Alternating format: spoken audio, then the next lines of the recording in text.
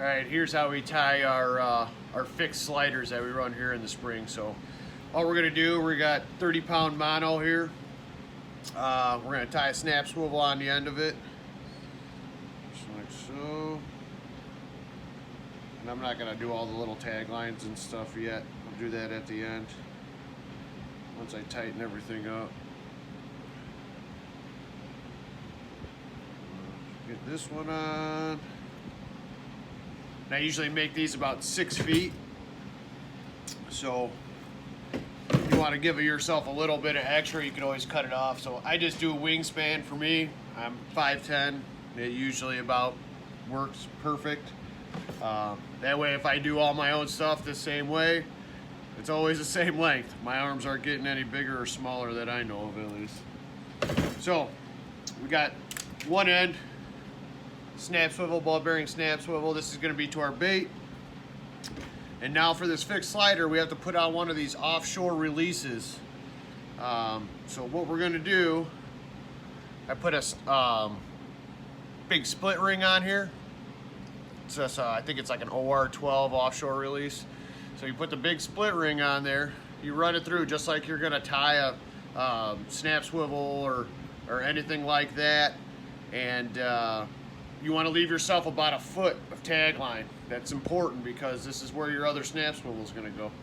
So once I do this, we'll tie this on, get her nice and tight.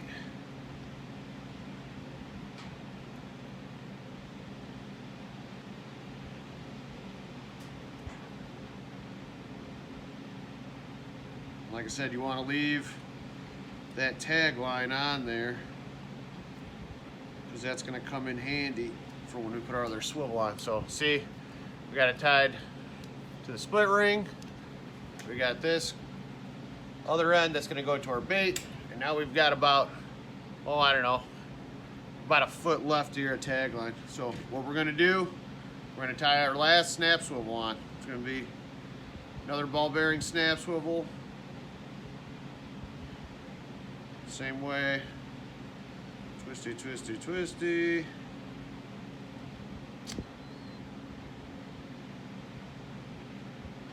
Get it on there. Okay. So now look, now we got about, I don't know, about 8 inches in between this snap swivel, sorry, the tag line's still on there, this offshore release, and then we got, I don't know, about 5 or 6 feet between the offshore release and here. So basically what you're gonna do, you're gonna take your downrigger, you're gonna let it out, you're gonna clip to your weight or put onto your weight any way how you do a rubber band or however.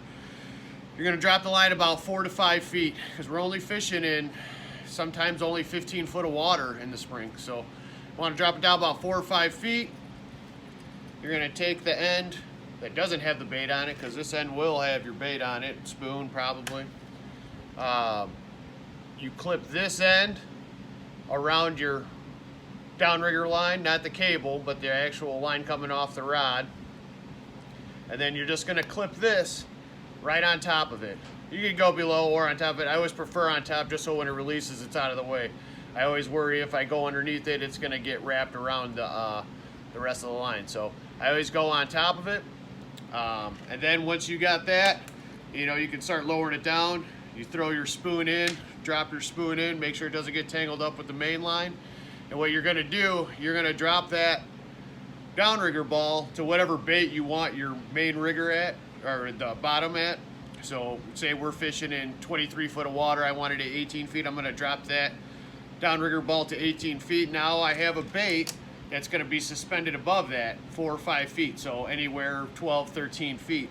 So what that's gonna do, it's gonna give you, one, it's gonna give you an extra opportunity in the water to catch a fish, which is always a good thing most of the time. So, but what it's gonna do, it's gonna give you a different presentation too. So it's gonna be something closer to the boat. You know, if you have something bigger on your bottom of the downrigger and fish comes at it and say it doesn't want something big or doesn't quite like that presentation, it can easily come right up to that one and hit it. So this is a very good tactic. It's not one we always use in the spring just because we always have so much going on, but on slower days or If we notice a pattern, you know, of the fish maybe being a little deeper in the water column, it's definitely a good tool to have in your bag. So fixed sliders, always use them, boys. Thanks.